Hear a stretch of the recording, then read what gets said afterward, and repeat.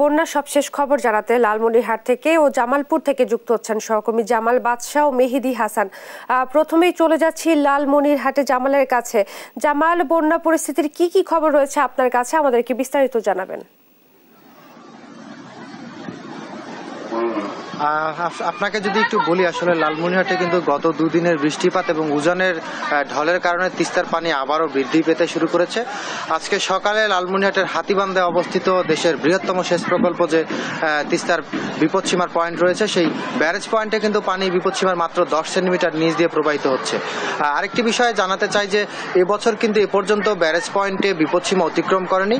বিপদসীমা অতিক্রম না করলেও কিন্তু আজকে মাত্র 10 সেন্টিমিটারই কিন্তু সর্বোচ্চ পানি বৃদ্ধি বলে আমরা জানতে পেরেছি।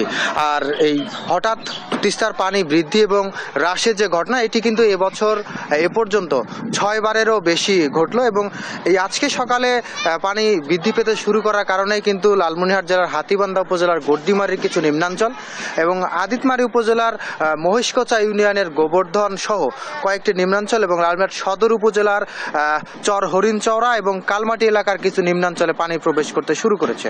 তবে এই পানির স্থায়িত্ব কতটুকু থাকবে এটি কিন্তু আসলে নির্দিষ্ট করে বলা মুশকিল। একটি বিষয় জানাতে চাই যে এর আগে কিন্তু একটি স্বল্পমেয়াদী বন্যা হয়েছিল। সেই বন্যার ভোগান্তি কাটিয়ে উঠতে না উঠতেই কিন্তু অন্তত 5 বার তিস্তার পানি হ্রাস এবং বৃদ্ধির ঘটনা ঘটছে। এবং এই তিস্তার পানি যে হঠাৎই বৃদ্ধি এবং হ্রাসের ঘটনায় কিন্তু লালমনিরহাটের যে তিস্তা রয়েছে, সেই তিস্তার কিন্তু কয়েকটি পয়েন্টে ভাঙন দেখা দিয়েছে। আমরা খোঁজ নিয়ে জানতে পেরেছি যে তিস্তার যে ভাঙনপ্রবণ এলাকাগুলো রয়েছে, সেই ভাঙনপ্রবণ এলাকাগুলো কিন্তু এরই মধ্যে পানি উন্নয়ন বোর্ডের কর্মকর্তারা পরিদর্শন করেছেন এবং জেলা প্রশাসন পরিদর্শন করে নদী তীরবর্তী বাসিন্দাদের সাথে কথা বলে তাদেরকে আশ্বস্ত করেছেন যে পানির নদী ভাঙনের যে আশঙ্কা রয়েছে সেগুলো রোধে চেষ্টা করবে। আরেকটি বিষয় জানাতে চাই, গতকালকে কিন্তু হঠাৎই তিস্তার পানি কমে যাওয়ার কারণে কিন্তু তিস্তার যে ব্যারেজ পয়েন্ট রয়েছে, সেই ব্যারেজ পয়েন্ট এলাকার পার্শ্ববর্তী একটি বাঁধ, চন্ডিমারি বাঁধ নামে পরিচিত, সেই বাঁধটি কিছুটা ক্ষতিগ্রস্ত হয়েছে।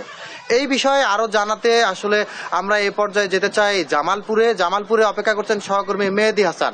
মেহেদী, জানাবেন যে আপনার জেলায় বন্যার সর্বশেষ কি খবর রয়েছে?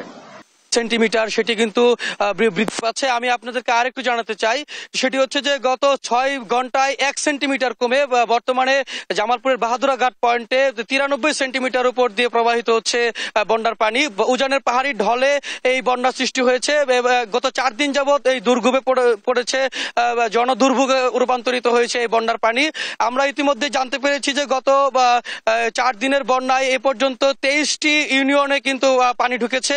ইতিমধ্যে প্রায় 1.5 লাখ লোক কিন্তু পানিবন্দী হয়ে পড়েছে। জেলা প্রশাসন থেকে বারবার বলা হয়েছে যে প্রত্যেকটি উপজেলায় এবং ইউনিয়নে কিন্তু যে বন্যার দুর্গতদের জন্য বিভিন্ন ধরনের শুকনো খাবার সহ বিভিন্ন ধরনের খাদ্যদ্রব্য পাঠানোর ব্যবস্থা করা হচ্ছে। কিন্তু আমরা যারা গণমাধ্যম কর্মীরা রয়েছি, তারা কিন্তু বানবাসী মানুষদের কাছে গিয়ে তাদের দুঃখ দুর্দশা দেখতে পেরেছি। তারা কিন্তু বারবার বলেছেন যে সরকারি সহযোগিতা ছাড়াও কোনো ব্যক্তিগত সহযোগিতাও কিন্তু এখন পর্যন্ত চোখে পড়েনি। এছাড়াও বন্যার যে পানির তীব্র স্রোতে জামালপুর থেকে দেওয়ানগঞ্জ হয়ে রাজীবপুর রৌমারী উপজেলায় যেতে যে প্রধান সড়কটি, সেটি কিন্তু ভেঙে গেছে, যার কারণে রাজীবপুর রৌমারীতে যেতে পারছে না বেশিরভাগ মানুষ এবং সংযোগ সড়কটি বন্ধ হয়েছে। এছাড়াও জামালপুরের মাদারগঞ্জ, ইসলামপুর, দেওয়ানগঞ্জে কিন্তু বন্যার পানি ঢুকেছে এবং বিভিন্ন রাস্তাঘাটের কিন্তু ব্যাপক ক্ষয়ক্ষতি হয়েছে। ইতিমধ্যেই ফসলের যে পাট, সেটি কিন্তু পানির নিচে তলিয়ে গেছে। এটি যদি আরো 2-1 দিন বন্যা কবলিত এলাকায় যদি আরো পানি বৃদ্ধি হয় বা পানি এই পর্যন্ত দ্রুত না কমে, তাহলে কিন্তু এই পাটেরও কিন্তু অনেক ক্ষতি হবে বলে জানিয়েছেন কৃষি বিভাগ। এছাড়াও বর্তমানে সবচেয়ে বড় বিপাকে রয়েছে কি যে গবাদি পশুর খাদ্য নিয়ে। যারা গবাদি পশু লালন পালন করেন, তাদের চারপাশেই পানি থাকার কারণে গবাদি পশুর যে কোনো ধরনের খাদ্য না থাকায় গবাদি পশুদেরকে তারা খাদ্য দ্রব্য দিতে পারছেন না, যার কারণে গবাদি পশুগুলো নিয়ে তারা অন্যত্র স্থানান্তর হয়ে যাচ্ছেন।